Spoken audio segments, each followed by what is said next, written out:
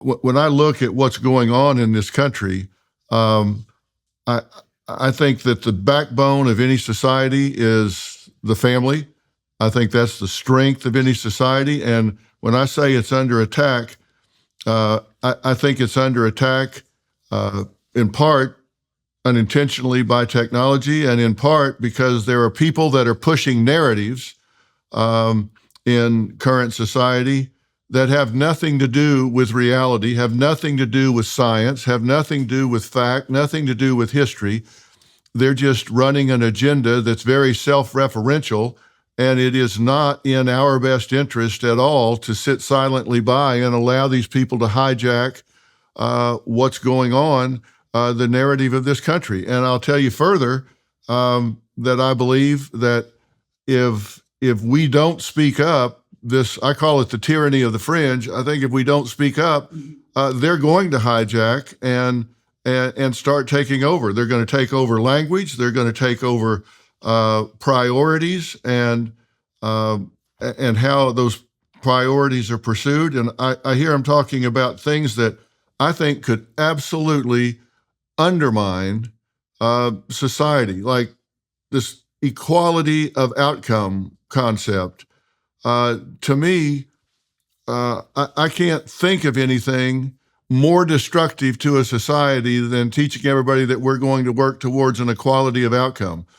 That's been tried. We've got 100,000 corpses to prove that doesn't work.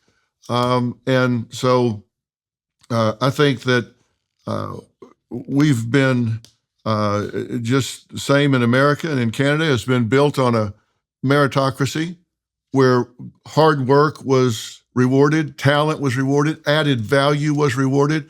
And now all of a sudden we're violating some of the most fundamental principles of the psychology, like just simply don't reward bad behavior.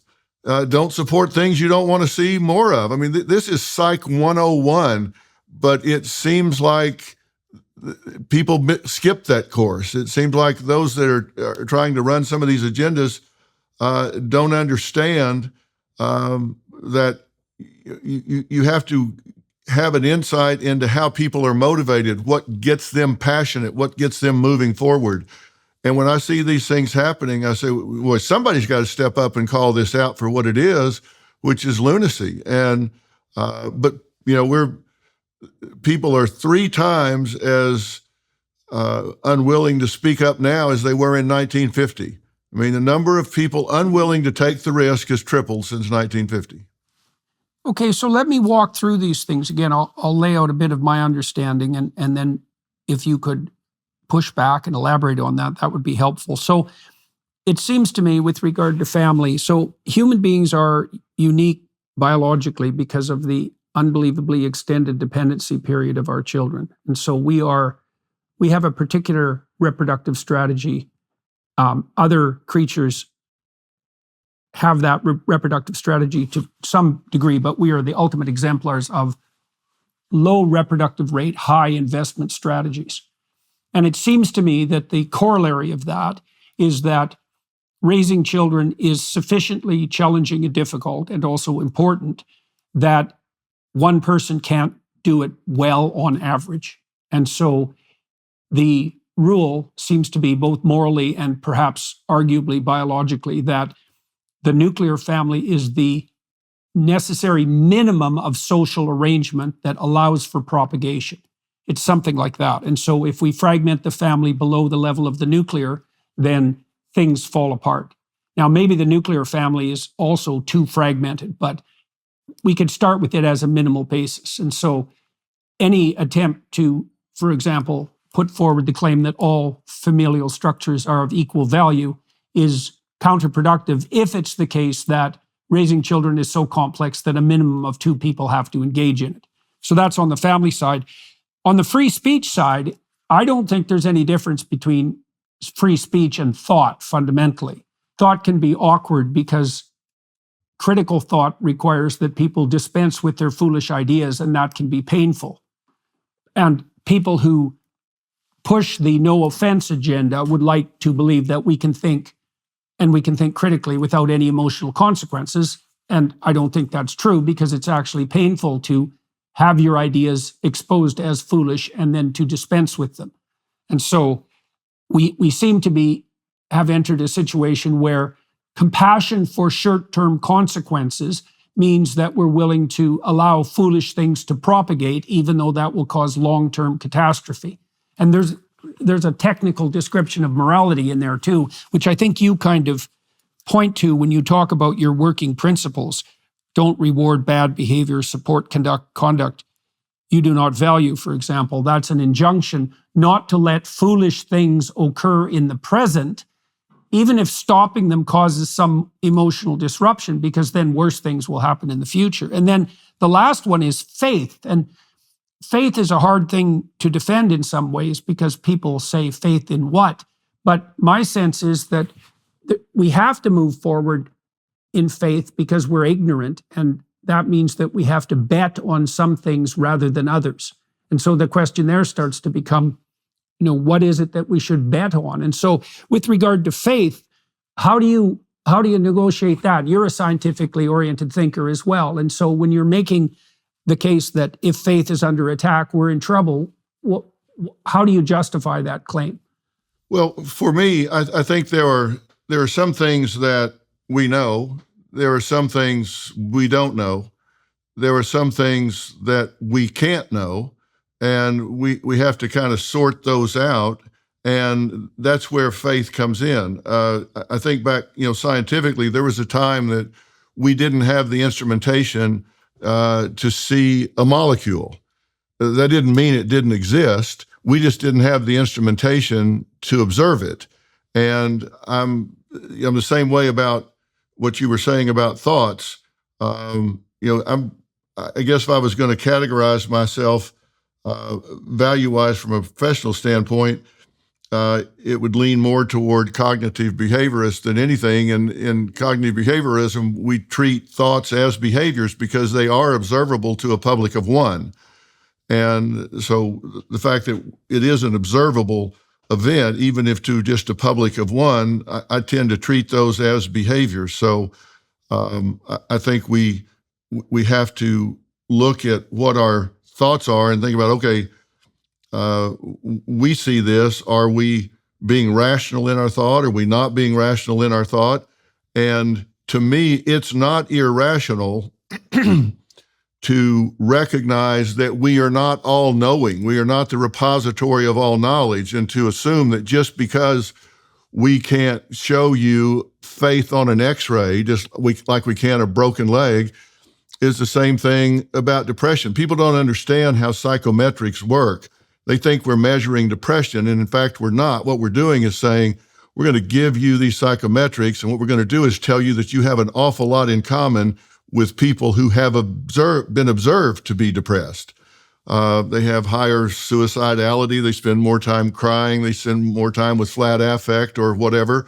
So we can't tell you you're depressed, but we can tell you answered these items consistent with an awful lot of people who are depressed and that we have observed. And so, again, there's a certain extrapolation from that we have to rely on. We can't measure it like we do with an X-ray or an MRI with a brain scan. And it's not a big leap to me to say that I do have faith. I am a Christian. I've never seen a conflict between that and my approach to science. I just look at this as something that we don't yet have observable measurement for, just like we didn't for the molecule or other smaller units of function. So I don't have trouble reconciling that, but I guess I take it on faith, which is kind of defining something by itself. And I know that's circular in nature, but it works for me. And I think an awful lot of people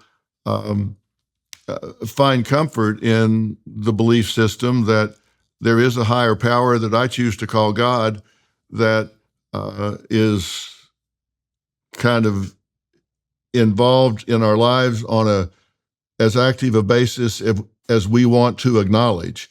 And I'm one of those Christians, Jordan, that believes in pray to God but row for the shore. So that's why I don't see it as conflict. I'm still going to do everything I can do. I'm still going to work as hard as I can work. I'm going to do everything because I believe that if there is a God, and I believe there is, then I think I've been given certain gifts, talents, skills, abilities, and free will to do what I can and will do. So to me, I don't see that there is equity in creating a conflict between science and faith. So I'm going to elaborate on the faith idea here too, because you pointed out that because we're ignorant, we have to rely on our judgment to move forward, and we're permanently ignorant because we actually can't predict the future. The future is actually not predictable. The world is not deterministic, and we know this for a number of reasons, many of which are scientific. So we have to move forward in faith. And so the monotheistic hypothesis is that there's an ultimate unity, and also that that's what we should have faith in. And so I want to run something by you, and you tell me what you think about this. So there's an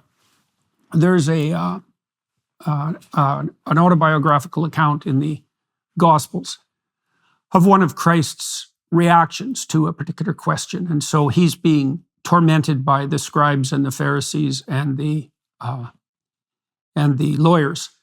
So nothing's really changed. The Pharisees are hypocrites, the scribes are academics, and the lawyers, well, they're still lawyers. And what they're essentially trying to do continually in the gospel account is to trap Christ into making a heretical statement so that they can have him arrested and destroyed. And so they're attempting to reputation savage, essentially. And so at one point, this is a very famous scene, and I'm sure you know it, one of his opponents challenges Jesus to describe which of the commandments is the primary commandment. And the hope there is that he'll pick one, and by picking one will denigrate the others. And because he's denigrating the others in comparison, they can bring him up on charges of heresy. And he says something quite remarkable. He says that the 10 commandments are manifestations of an underlying unity of moral conceptualization, and that they circulate around a particular theme. And the theme, you can express the theme quite concisely in a twofold manner. You should aim at what's best, God. You should align yourself with the highest possible aim. That's number one. So that orients you. And then number two, you should treat other people as you would like to be treated. You should put yourself in their position and work for that harmonious unity that would emerge if you treated other people the way you would want to be treated if you were treating yourself properly. So it's interesting. So really what he's doing, it's so interesting. He's taking a cloud of conception, which is the 10 commandments, which were themselves derived from an analysis. It's an analysis, like you said, you conducted in some ways by listening to the tens of thousands of comments that you've received from the people who've been watching and listening to what you've been doing. You accumulated all of this cries from the people, let's say. You derive a set of principles as a consequence of that, but those principles themselves orient around something that's central. That central point of orientation, I think, is equivalent to God, and it's also equivalent to what we should have faith in. And so I would say, you tell me what you think of it. This is where the question is. Now, you outlined a set of problems, attack on free speech, faith, and family, and then you identified 10 working principles. So what do you think of the idea that which you have faith in, and I'm speaking personally here, that which you have faith in is equivalent to the spirit that all of these principles point to? You see what I mean? That there's an underlying unity there that makes those principles coherent. Does that strike you as plausible?